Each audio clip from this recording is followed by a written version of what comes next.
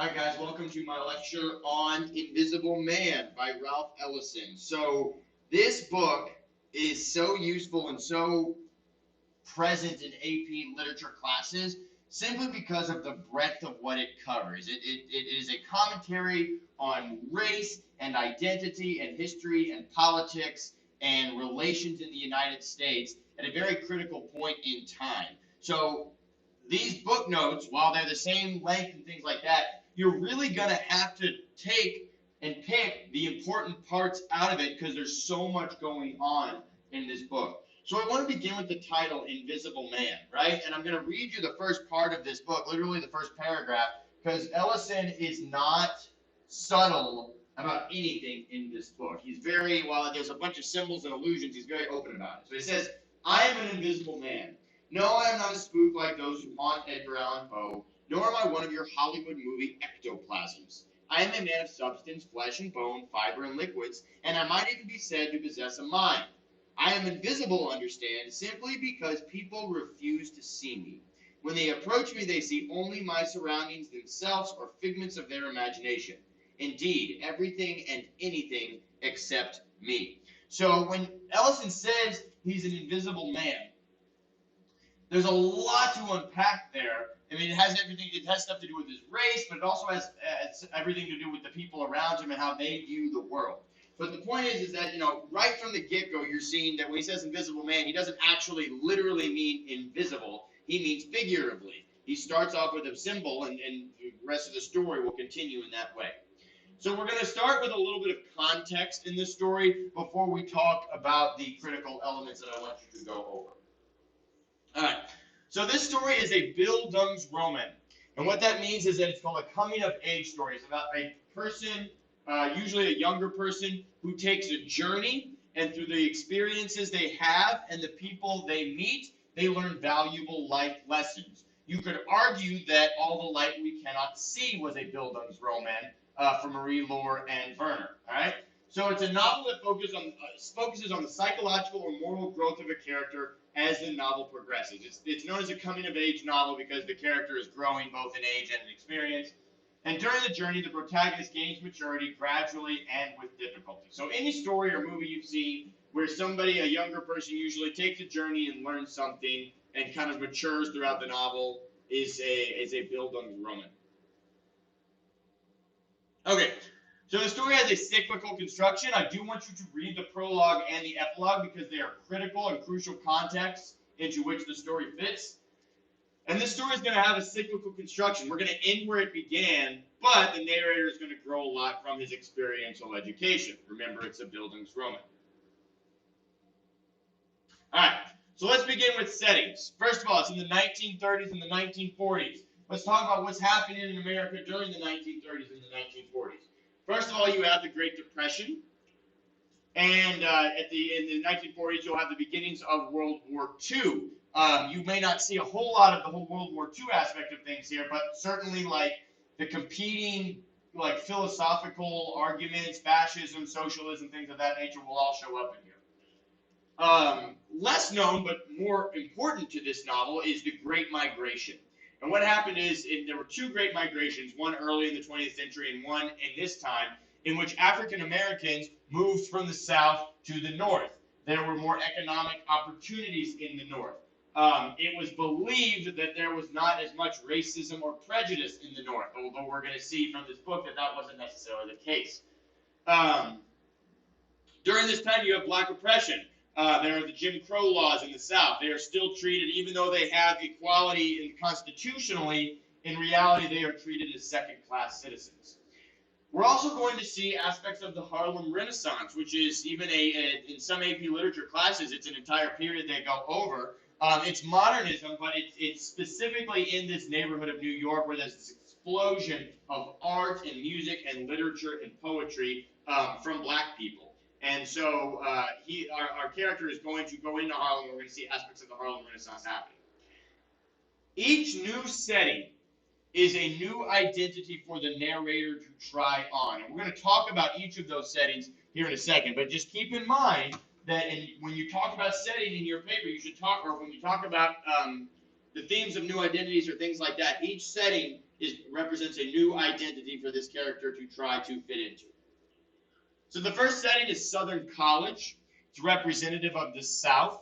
It's representative of historically black colleges and universities, the most famous of which is Tuskegee Institute right there. And that was started by Booker T. Washington. So we're going to start at Southern College. The narrator is a young man at that college, and that's going to kind of represent the way Booker T. Washington viewed the world, and we're going to talk about that in a second. So after Southern College, the narrator is going to move to New York, where he starts work in a factory. It's a paint shop.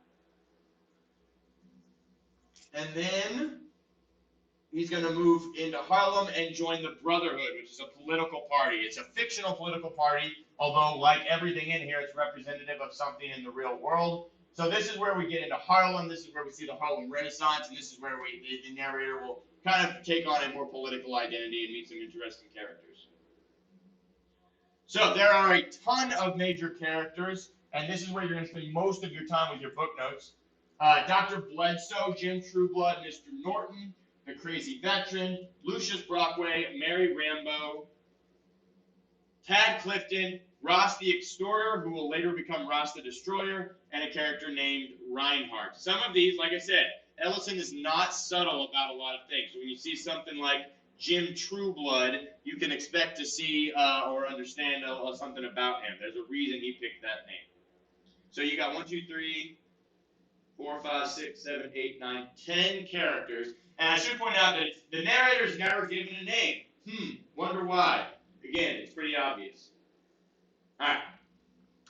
So themes, while there are not a whole lot of themes, they are very, very large. And the biggest one is obviously invisibility. Why is the narrator invisible? What role does race play? And that's how white people view him in addition to how black people view him. Why don't what identities does the narrator try on, and why don't those identities work? The other one, slightly smaller, is the limitations of ideology. Each setting and character is going to represent an idea of blackness or an idea of how to fit into the world, and all have their limits. The narrator is ultimately going to reject all of them because each ideology, while it plays a role, is just something he can't agree with all of it. So that's why he's going to reject it. So there's a message there as far as the limitations of how people think. All right. Literary devices. Symbolism. Tons. Almost everything is a symbol, and Ellison is not subtle, as I've said. When he goes to work at the paint factory, he has a specific job to do. That job is dripping, pun, because of paint, dripping with symbolism. There's irony, there's foreshadowing. We're reading this mostly from the narrator's point of view, and that's important because he is an invisible man. And the last one is allusion. And there's the traditional allusion in the sense that he's alluding to other works or things like that. But the biggest allusions that are going to happen in here, and what I want you to cover, is that he's alluding to historical figures. All right? Both in through his characters and settings, he's alluding to historical figures, and we're going to talk about them right now. So the first allusion is Booker T. Washington. And remember, these allusions are all going to happen primarily through characters and settings. Booker T. Washington believed in assimilation into white society. His belief was that the society had been constructed by white people. You get educated in order to be economically prosperous and fit into this society that we have created. So, it's kind of like a harsher way of looking at this perhaps would be that blacks should know their place, should be subservient to white society, and then they will prosper and will fit into the society in the way they were meant to fit in. Obviously, Frederick Douglass, he was a very powerful orator, advocated for freedom, advocated for education as well. W.E.B. Du Bois was also kind of in the same line as Frederick Douglass and Booker T. Washington, believed that education was the key to everything. However, he was different from Booker T. Washington because he believed it, while Washington believed education was like a way of assimilating into society, Du Bois saw it as a means of liberation. He saw education as a way to kind of throw off this society that white people had created and create their own.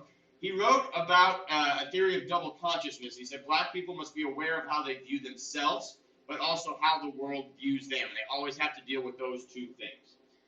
Just another kind of interesting note, Du Bois believed in education for a select few elite black people, whereas Booker T. Washington believed in education for the masses. Marcus Garvey. Marcus Garvey was a black nationalist originally from Jamaica. He advocated for violence against white society, throwing off white society and creating a new society entirely. His picture there, as you can see, he was kind of a different sort of individual. He had very loyal followers, but a lot of people kind of thought that he was a very radical. So we're going to see him in multiple characters. The Brotherhood. Remember we said that the narrator is going to join the party called the Brotherhood? This is representative of the Communist Party. Ellison was originally taken in by the Communist Party and its ideology of how the world should be, but he's going to quickly become disenchanted with it. All right, and Rastafari. You might have heard of Rastafarianism. It's kind of advocates for black pride and power, and it's a celebration of black identity and a rejection of whiteness in the white society that's been created. So we're going to see that, again, you'll remember the character Ross the Extorter or Ross the Destroyer. He's not being subtle. It's a direct allusion to Rastafarianism, and it's kind of also paired up with Marcus Garvey in that sort of idea that, blacks should be proud of who they are, where they came from, and kind of reject the society that they are in. So I believe that that's all I have for you. If you have any questions as you're reading, you are welcome to ask. I would encourage you to go online and research some of these people as you read, because it's going to help you understand a little bit better. You're welcome to use SparkNotes as well as a supplement, but nothing is ultimately going to replace reading the book itself. You have plenty of time to do so. Book notes are due on April the 24th. It'll take time for spring break to do that, and I will talk to you guys later.